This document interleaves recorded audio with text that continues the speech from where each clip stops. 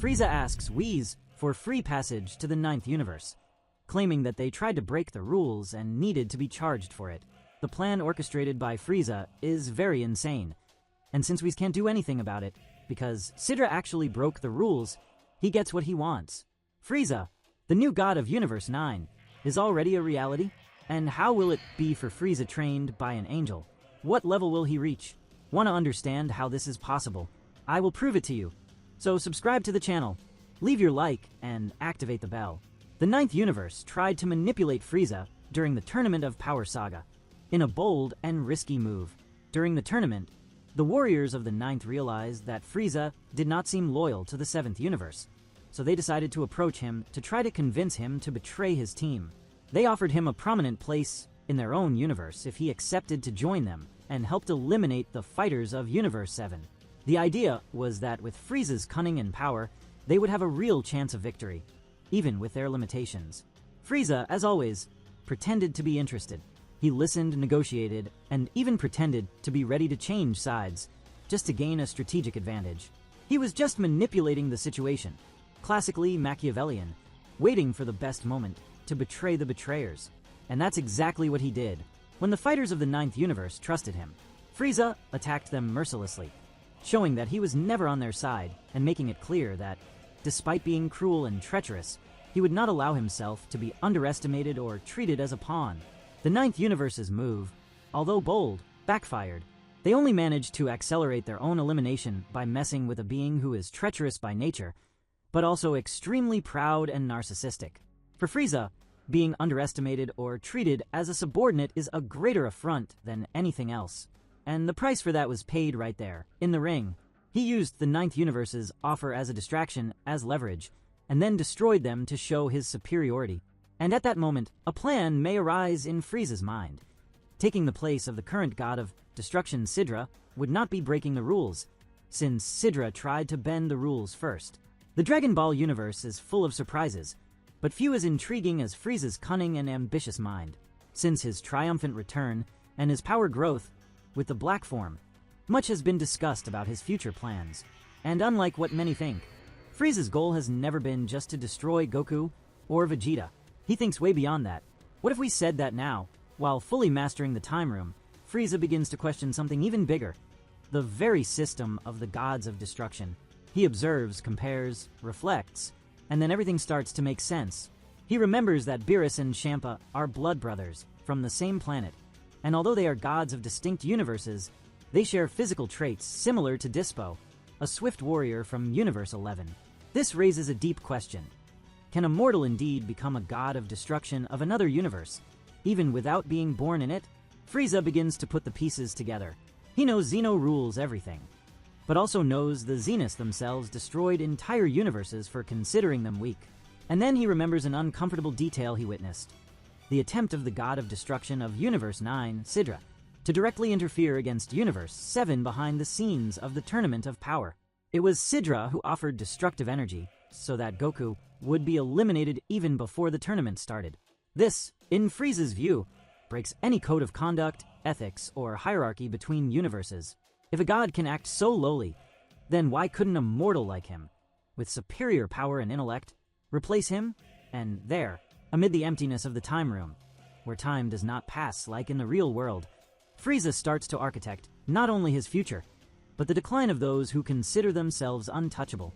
He meditates on the multiverse structure. Each universe has its Kaioshin, its Hikashin, and its Angel. The order is strict, but exceptions have been seen. Top, for example, was considered a candidate for God of Destruction, even though still mortal. He wasn't born to be a deity, but was trained with that goal. That proves there is room for ascension. And Frieza is no longer bound to his previous vanities in the case against the Scions, at least for now. He has evolved, not only in strength, but in ambition. While training inside the time room, remembering every confrontation, every humiliation, and every obstacle, he shapes a subtle but relentless plan. He no longer wants just to reign over Universe 7. He wants the freedom to dominate an entire universe, with divine authority, and without needing to bow to anyone. And the perfect target is Cidra. Before continuing, we know Frieza is very strong, but he knows that among the gods of destruction, Beerus is among the first, or even at the very top. so his chances would be low. Realistically, Frieza would lose to Beerus in a direct fight, even with his new black form. Despite the impressive leap he made in power after training in the Time Room and reaching a level that surpassed Goku and Vegeta in their most advanced manga states, there is a crucial difference between him and Beerus: absolute mastery over Hakai and experience. Beerus is not only strong, he has been a god of destruction for ages and carries not only raw power, but also an extremely refined battle instinct, plus exclusive techniques that a mortal doesn't have full access to. That's why Frieza wants to be trained directly by an angel.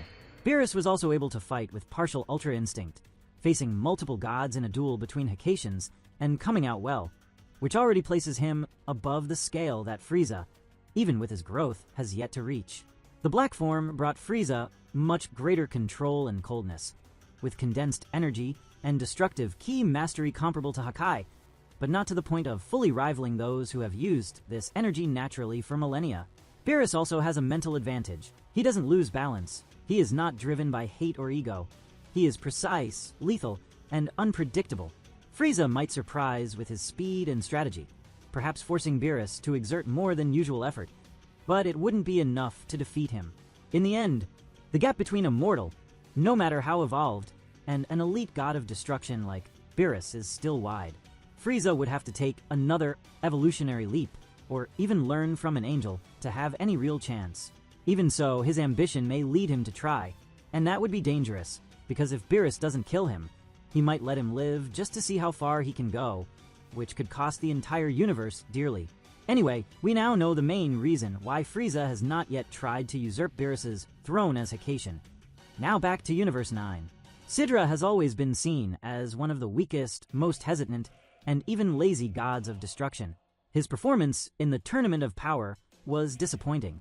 He barely made any direct decisions, delegating too much to Kaioshin. Frieza remembers this well. Cidra's posture violently contrasts with the type of governance that he, Frieza, would establish. In his mind, a true god of destruction must be feared, respected, and efficient, and it is precisely this weakness that makes him consider the possibility of dethroning him. After all, if the divine balance itself already allows mortals to become gods in training, then why not him, who has already surpassed the Scions themselves? The first step would be to understand the rules, and Frieza is meticulous. He knows he cannot act impulsively. For this reason, he dedicates himself to observing the patterns, exceptions, and relationships between universes. He reflects on how Champa and Beerus share not only family ties, but physical and even cultural similarities. This indicates that the origin of the god does not need to be exclusively tied to the universe they govern. There are precedents. Dispo, being from the same race as Beerus, lives and serves in Universe 11. This reinforces the theory that lineage and origin are not determinants, but rather function and divine choice. With this in mind, Frieza begins to imagine what it would be like to take Cidra's place, not as a brute coup, but as an intelligent process. He would need, above all, to demonstrate superior power and control over destructive energy, something he has already encountered when receiving a sphere of Hakai from Cidra before. At that moment, even though he was not able to use such energy, he felt its essence and understood its nature.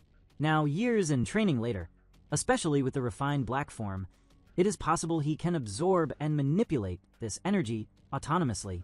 Mastery over Hakai would be the strongest argument for his appointment, or, at the very least, to justify Cidra's replacement. But Frieza does not just want to prove he is strong. He wants to play by the rules. He recalls how Top was recognized for his extreme sense of justice, which qualified him morally for the role of Hakation. So Frieza starts to build an image, even if false, of balance. He approaches the angels, seeks formal audiences, and demonstrates that his desire is not to destroy for pleasure, but to establish a higher order. He manipulates the narrative in his favor. After all, how many universes have been decimated due to lack of efficient leadership? How many gods have grown complacent in their positions? He presents himself as the necessary reform, the new pillar the multiverse needs. And for this plan to work, he remembers the dangerous precedent: Cidra trying to act behind the scenes. That, for Frieza, was Cidra's greatest strategic mistake, because it places him as a god willing to corrupt the system, to interfere with sacred processes out of fear and insecurity. If he, Frieza, exposes this to the angels and, who knows, to the Zeniths themselves, he can claim that Universe 9 does not deserve such unstable leadership. He can suggest that, by merit and strength, there should be a replacement. And this is where Frieza's cold genius comes into play. He knows he cannot touch the Zeniths, but he can plant the seed. He can start a series of actions in different universes that provoke the necessary chaos to justify his rise. Universe 9, for example, has already been erased before. If it happens again, he may be ready to rebuild it. And whoever rebuilds governs. Frieza then outlines two simultaneous paths. One, based on disguised diplomacy, he trains, visits angels, submits to tests of strength, and creates alliances. The other, based on manipulation, he sends spies, spreads rumors about Cidra's fragility, sponsors conflicts between universes, tests the limits of the cosmic balance. If Cidra falls, by his own incompetence or by pressure from the gods themselves, Frieza will be ready to take the throne. And if he does not fall, Frieza will be stronger, more respected, and more feared. In both scenarios, he wins. The time chamber, where all this was conceived, becomes a symbol. It is there that Frieza is reborn as something new. No longer a galactic emperor, but a potential god. His power, intelligence, and coldness make him the ideal candidate to inaugurate a new era among the Hakations. And that changes everything, because now, the system that seemed immutable reveals itself vulnerable. Gods can fall, and Frieza wants to be the first mortal to prove it. Frieza is truly audacious, and his plan, which is beyond the Scion's comprehension and above his grudge with them, shows itself to be impossible for an ordinary mortal. But of course, we have already passed that point. Since the Tournament of Power, Frieza has stood before the greats of the universes, warriors, gods, angels, even Zeno, and the Grand Priest. So the vast range of power he felt there is surreal, and he understood that among all that he is just a small ant. And even so, during the tournament, he was already planning his evil schemes. The first one is the wisest choice, not to betray Beerus's and Universe 7's trust, all for a bigger plan, and which worked very well. He was revived, and still said he would continue as he always was. Over the days, he returns in an insane way. After some manga arcs in which he was absent, he comes back fully and demonstrates his power through his new black form, easily defeating Goku, Vegeta, and Gas. Then he says he has bigger plans. Another rarer case would be that Frieza could only be going to Universe 9 just to test his new power. So far, he has not found any warrior worthy, and he is smart and knows he cannot face Beerus for now. He still has no chance against him at his full power. He knows that after reaching his black form, he is eager to measure his strength against new opponents and prove he is the most powerful being in the multiverse.